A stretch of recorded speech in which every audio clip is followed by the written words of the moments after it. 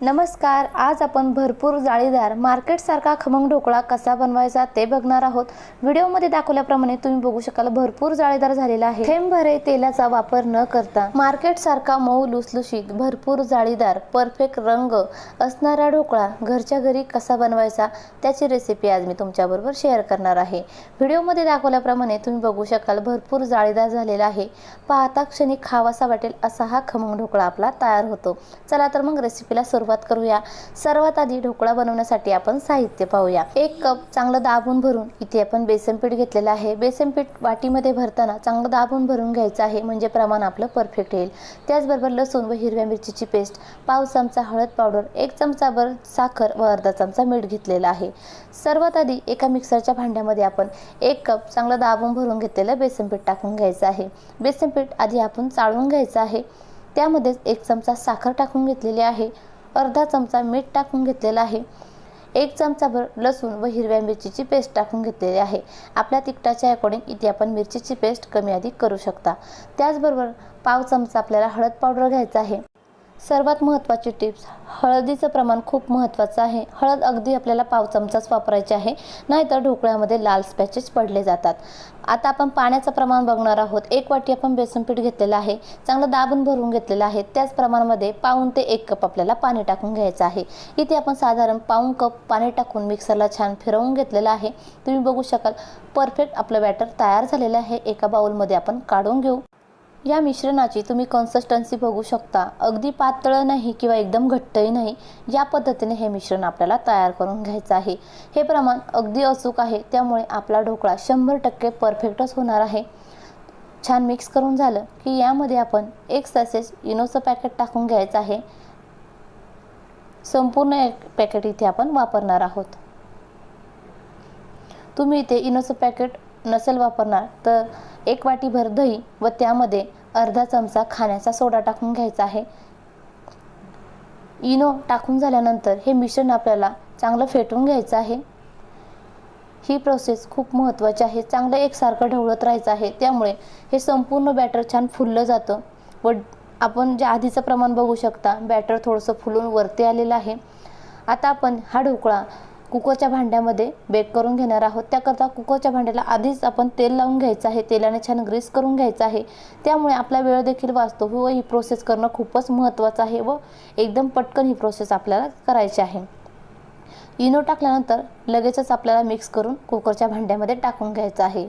ही process करण्याआधी 10 मिनिटे एक कढई किंवा पातेला आपण प्रीहीट करून घ्यायचं आहे। इथे मी पातेलं वापरलेलं आहे। पातेलं चांगलं 10 मिनिटं प्रीहीट करून घेतलेलं आहे।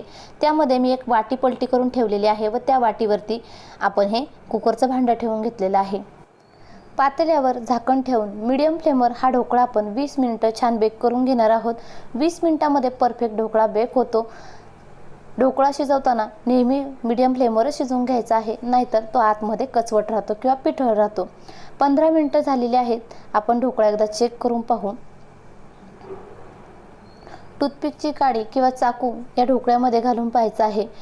काडी किंवा सुरा एकदम प्लेन निघाला तर समजून घ्यायचं ढोकळा आपला छान बेक झालेला आहे, तयार झालेला आहे।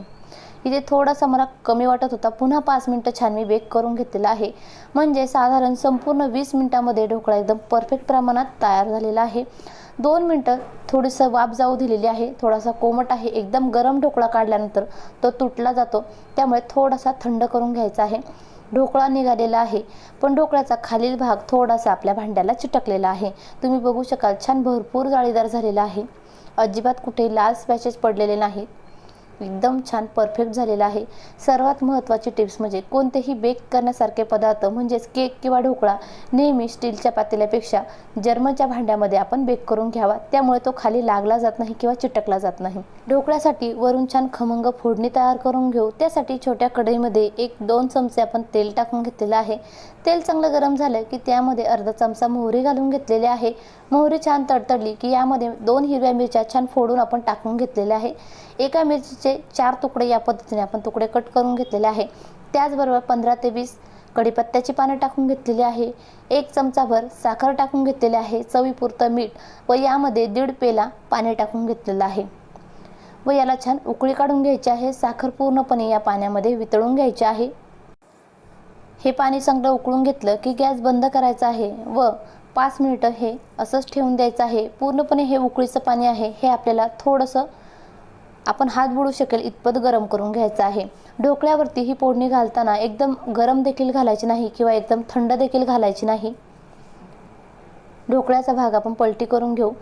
या पद्धतीने ढोकळ्याच्या वरील आवरण आपण काढून घेतल्यामुळे आपण जे फोडणीचं पाणी टाकून घेणार आहोत ते ढोकळ्याच्या आतपर्यंत छान मुरलं जाईल, सर्व बाजूंमध्ये छान पसरलं जाईल व आतपर्यंत ढोकळा छान ओलसर होईल। या पद्धतीने सर्व बाजूंनी हे ढोकळ्याचं पाणी आपण टाकून घ्यायचं आहे। थोडंसं गरम आहे, तुम्ही बघू शकाल थोड्या थोड्या वाफा निघतात। या पद्धतीने सर्व ढोकळ्यावर फोडणी आपण ओतून घेऊ।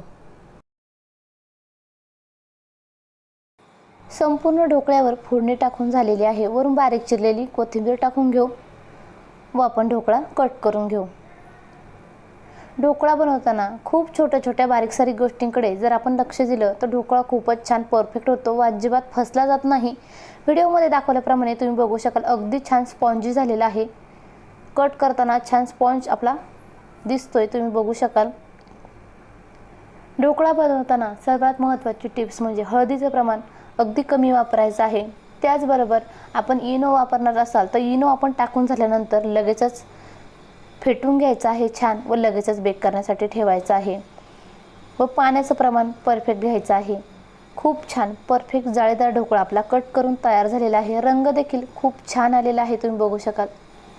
त्याचबरोबर हा ढोकळा बनवताना आपण थेंबभरही तेलाचा वापर केलेला नाही। आपल्या जे बॅटर आपण तयार करून घेतलेलं आहे त्यामध्ये किंचितही तेल आपण वापरलेलं नाही, तरी देखील छान ढोकळा तयार झालेला आहे। तसेच हा ढोकळा या पद्धतीने बनवल्यामुळे खाताना अजिबात घशामध्ये अडकत नाही, छान मऊ लुसलुशीत झालेला आहे। तुम्ही सुद्धा ह्या बारीक सारीक संपूर्ण गोष्टींकडे लक्ष देऊन मी सांगितलेल्या परफेक्ट प्रमाणाने हा ढोकळा जर बनवला तर खूप छान 100% हा ढोकळा परफेक्टच होईल। तुम्ही देखील माझ्या पद्धतीने एकदा ढोकळा नक्की बनवून पहा। रेसिपी आवडल्यास कमेंट बॉक्समध्ये नक्की कळवा। व्हिडिओ आवडला असेल तर व्हिडिओला लाईक करा। अशाच नवनवीन छान छान रेसिपीज पाहण्यासाठी